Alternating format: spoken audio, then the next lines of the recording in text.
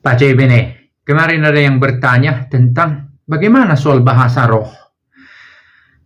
Secara lebih panjang saya sudah buat videonya di link ini bisa ditemukan. Saya letakkan linknya di deskripsi video ini. 30 menit berbicara tentang 1 Korintus 14. Untuk saya menarik sekali apa yang Paulus jabarkan di sana tentang pandangannya terhadap bahasa roh. Nah, secara ringkas bisa saya bagikan di sini, tapi saya rekomendasikan video itu ditonton karena itu bukan pandangan saya, tetapi dari 1 Korintus 14 diambil, ada sekitar 40 ayat. Nah, dia katakan begini, saya juga berbahasa roh, kata Paulus. Tapi dia katakan bahasa roh yang tidak dimengerti oleh orang lain, baiklah itu untuk dirinya sendiri. Karena itu adalah hubungannya dengan Allah.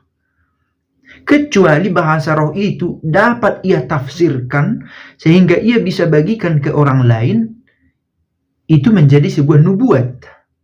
Bahasa roh itu adalah sebuah tanda yang sangat penting bagi orang yang tidak percaya.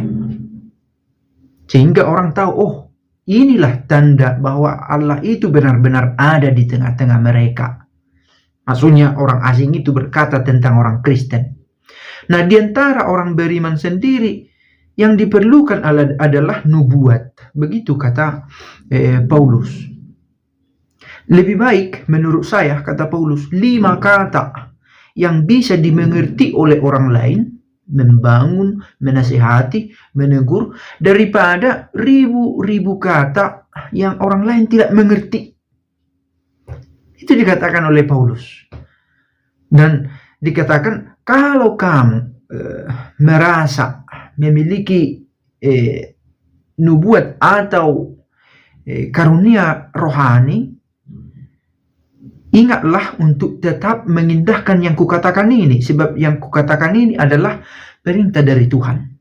Kalau ada orang yang merasa memiliki karunia roh dan mengabaikan yang kukatakan ini, janganlah kamu mengindahkan dia, kata Paulus.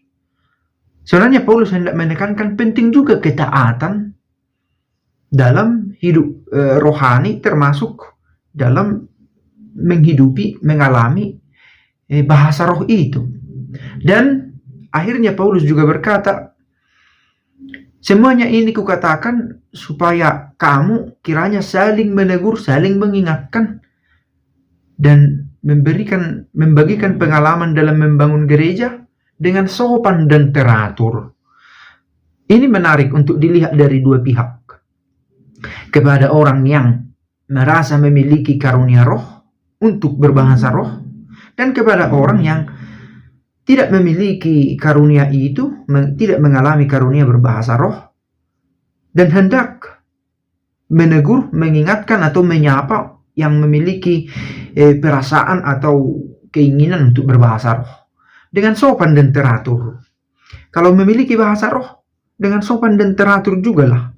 Paulus juga mengatakan agar jangan sampai orang yang melihatmu menganggap kamu gila.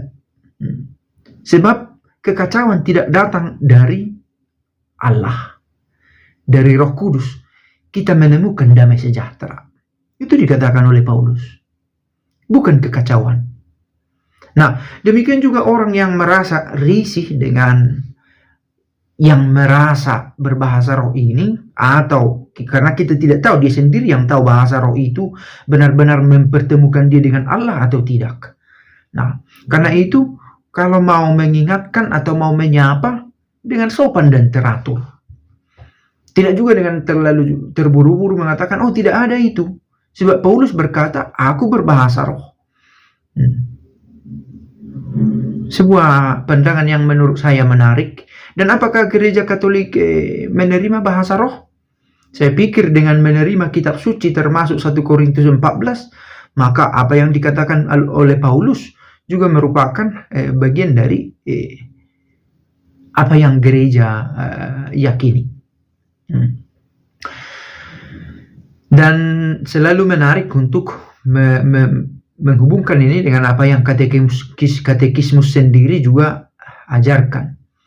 Nah, kita tahu bahwa berbahasa roh itu senolalia, berbicara dengan orang asing, meski dia sendiri mungkin kurang paham, tetapi ada orang lain yang bisa menafsirkannya, atau memang glossolalia, bahasa lidah.